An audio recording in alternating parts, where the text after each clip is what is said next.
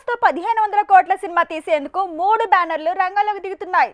Super star Mahesh కోసం 2 Hollywood బ్యానర్లు track మీదకి వస్తున్నాయి.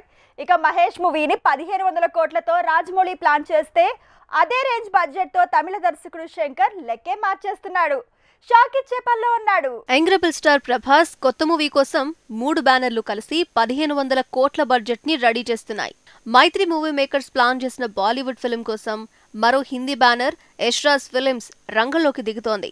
యూవీ టీం కూడా సీన్ లోకి వచ్చింది. పఠాన్ మూవీతో 1000 కోట్లు రాబట్టిన దర్శకుడు సిద్ధార్థ్ ఆనంద్ మేకింగ్ లో ప్రభాస్ తో సినిమా ఓకే అయిందట. మైత్రి మూవీ మేకర్స్, ఎష్రాస్ ఫిల్మ్స్, యూవీ ఇలా ఒక్కో బ్యానర్ 500 కోట్ల చొప్పున 1500 కోట్లతో భారీ స్కెచ్చే రెడీ చేసింది. వార్, పఠాన్ అంటూ మాస్ రూట్ లో యాక్షన్ ఫీట్లు, బాక్సాఫీస్ లో 100 కోట్ల వసూళ్లు రాబట్టేస్తున్న సిద్ధార్థ్ ఆనంద్ మొత్తానికి ప్రభాస్ తో భారీ budget pan world movie plan చేశాడు. దసరాకు సెట్స్ మీదకు తీసుకువెళ్తున్నాడు.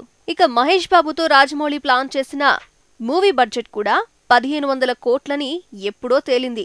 కేఎల్ నారాయణ 500 కోట్ల పెట్టుబడి పెడుతుంటే మిగతా 1000 కోట్లు డ్రీమ్ వర్క్స్ తో పాటు జేమ్స్ కెమెరూన్ టీమ్ అలాగే నెట్ఫ్లిక్స్ పెట్టుబడిగా పెట్టబోతున్నాయి. ఇండియానా జోన్స్ స్టైల్లో మహేష్ బాబుతో భారీ అడ్వెంచరస్ యాక్షన్ డ్రామా ప్లాన్ చేశాడు రాజమౌళి. ఈ మూవీ యుఎస్ తో పాటు సౌత్ అమెరికా రైట్స్ ని డ్రీమ్ వర్క్స్ టీమ్ హ్యాండిల్ చేయబోతోంది. యూరప్ మార్కెట్ ని నెట్ఫ్లిక్స్ అలాగే జేమ్స్ కెమెరూన్ టీమ్ హ్యాండిల్ చేయబోతోంది. మొత్తానికి ఇండియా నుంచి 1500 కోట్ల భారీ బడ్జెట్ మూవీలను అటు ప్రభాస్ ఇటు మహేష్ నుంచి రాబోతున్నాయి. టాలీవుడ్ నుంచి రాజమౌళి, బాలీవుడ్ నుంచి సిద్ధార్థ్ ఆనంద్ 1500 కోట్ల రిస్క్ చేస్తుంటే కోలీవుడ్ లివింగ్ లెజెండ్ శంకర్ ఊరుకుంటాడా?